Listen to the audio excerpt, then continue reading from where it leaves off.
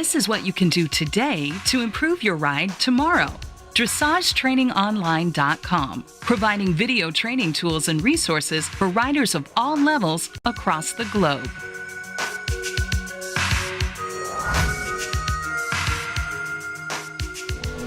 Yesterday was pretty much for the rider. That was my responsibility yesterday. Today, it's a little bit of both. It's definitely the rider, but I also want to respect that you're here and spending your time here, so there's a lot for you to watch too. What we're going to do is we're going to do a little warm-up, and then we're going to take a test of the rider's choosing. I might make some suggestions, but it's going to be the rider's choosing. We're going to take that test and divide it into pieces. Maybe the trot work, the canter work, the walk work, whatever. Go through it individually, explain a little bit where the tricky parts of the test are, where they can do better, where they have to be careful, etc. After we do that, then the rider will ride the entire test on their own. And it's going to be called, Noah's going to call it, so they don't have to worry about that, they go off course or whatever. And I can quietly make comments to you, and the rider will also hear it. And then after that, we'll talk a little bit about it. That should pretty much take care of the 45 minutes to an hour that we've allocated, so we stay roughly on time. It's easy to go over time. Certainly for me. Well, from first impression already, I can see that the horse is already quite well warmed up because he moves quite freely to the back. He seems to be fairly steady on the connection. The rider is cool, calm, and collected.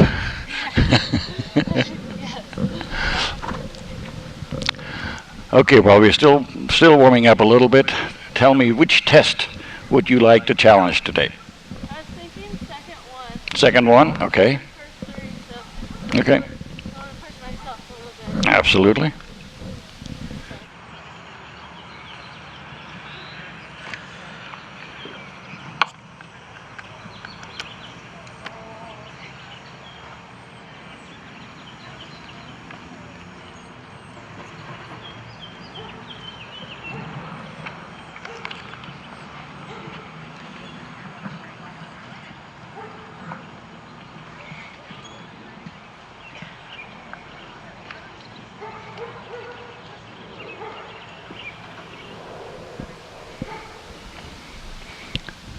Okay, so you're still a little looky.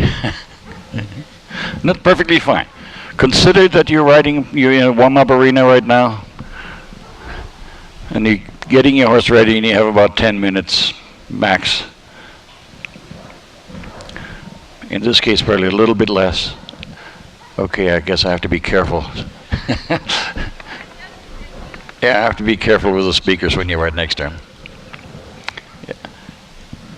Yeah, there you have to ask it a little bit more.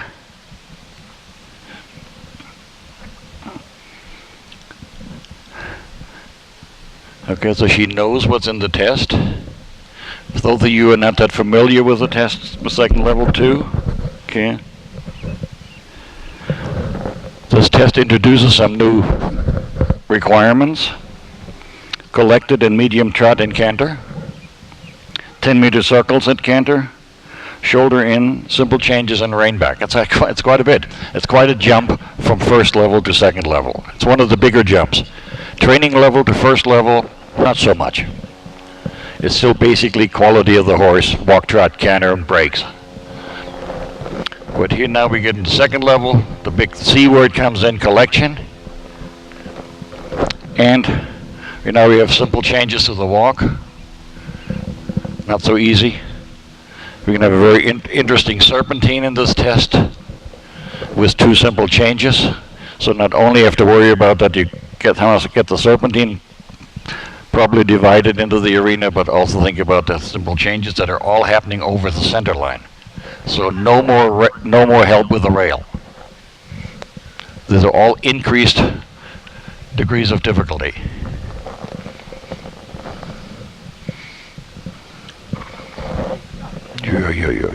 Yeah. A little bit more turn of the shoulder. Yes.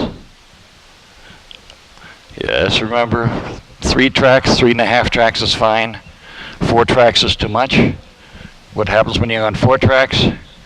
The horse starts crossing behind. It's now not an engaging exercise anymore. Now it's a bad leg yield. So as we talked yesterday, shoulder in is super, super important. Training exercise, it shows up here in second level. It goes all the way through I1. It's that important. It shows you how important. If you keep it shoulder ends around that long, it really shows why even advanced horses need that exercise. I would say between shoulder in and transitions, you can probably train an upper level horse. Lexi is from Littleton, Colorado. Yeah, good morning from here from the ring number 2. Happy to be here. And Lexi, we just talked a little bit. The horse is 20, and your plan is to ride into 1.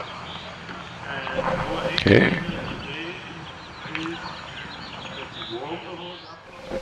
I'm just watching here right now that she's not getting in any arguments. This is not the time to argue with a horse when you're in a warm-up arena. Walk on the button. One more round. Theory together, and then see how he is in the warming up and the domestic, and what I will achieve. What I like to see, it's very simple, but I don't see it very often, that you ride walk, not through the point, just walk on the bucket. Why? When you ride walk through the point, there are 2 things that are can get a problem. One is the rhythm gets lateral. Okay. Second is the overtracking gets it.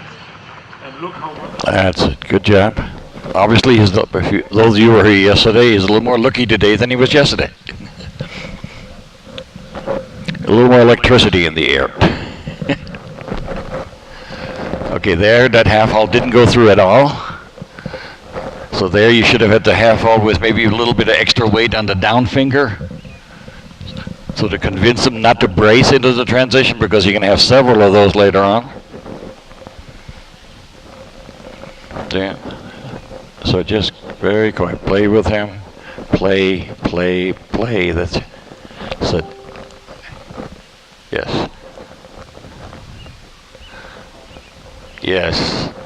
Yes. Transition should never be a surprise. Good.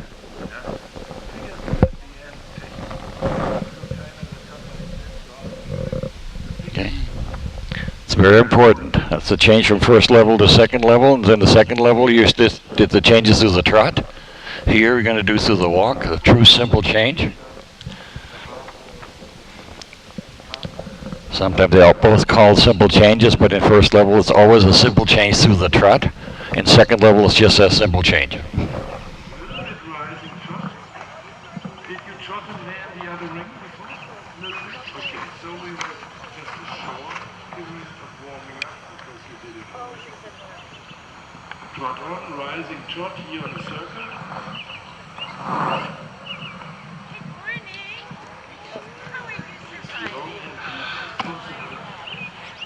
Longer the reins, heel down, elbows to your body with the fingers together, correct?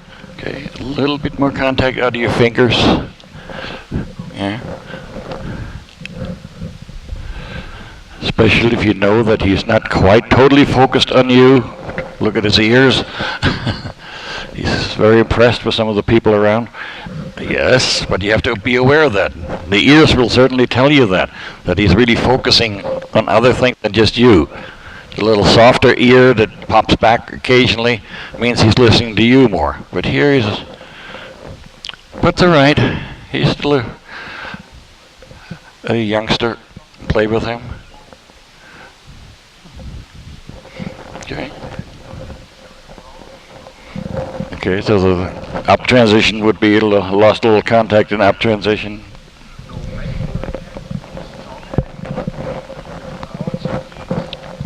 And for a regular simple change later on in the test, that would be too much walk.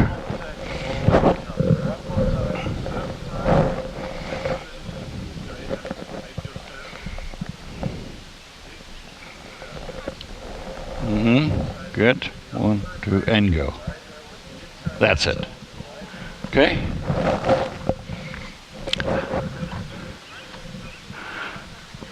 Very invariably the question comes up, how many steps of walk?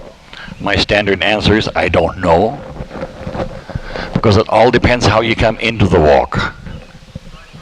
But what you want to show is a clear canter, a clear identifiable walk, and back to a canter. So do not walk forever, but at the same time don't skip. Don't come in canter, canter, walk, walk, and jump back into the canter. That means you do not show a clear walk.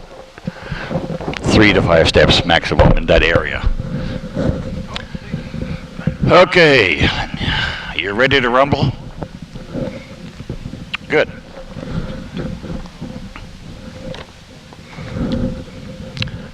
You're going to be starting with one of the most important movements in the test. The entrance and halt. Okay? 2 of the most important movements in any test are the first halt and the last halt. First impressions, very, very important. Not just in riding, not just in dressage tests. Last impression, very, very important. Because right after the judge gives the score for the last halt, he gives those 4, or now 5, in our national test, collective marks. It's much easier to be comfortable with a higher mark when you finish with an 8 or higher.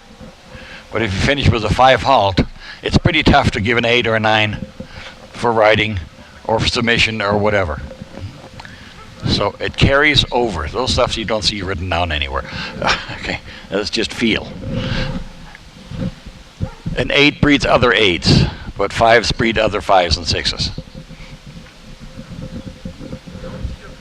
So, if we break this down a little bit, we're going to do the entry and the halt.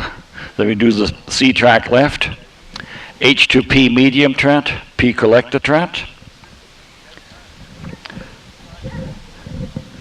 And here again, explanation. This is the first time where you now have a separate score for the transition. So you have the medium trot, but then on here, and you normally never hear that spelled out, the transition at H and at P count as a separate score. So it's very important that you really make a very clear difference at H, and just as important, maybe sometimes more important, to have a clear difference at P. In other words, don't double clutch through the transition. So it's very easy that sometimes you can have a higher score for the transitions than you can have for the actual medium trot. Often, sometimes it's the same. If it's very successful, it could be very much the same. 8-8 is a nice number. Scribes love it because it's not too much to write. But you have to be aware of it, that's an extra score. And riders need to know where the points are and where the scores are. Yeah? So we have that transition. Then we do K to E. Oops, over there, K to E, shoulder in right, and E turn right. And we have to really work on that turn, because then the next movement is at B, turn left, shoulder in, B to M, and then we come to C, halt, and we'll do the rein back, and then that's a good time to quit for a little while.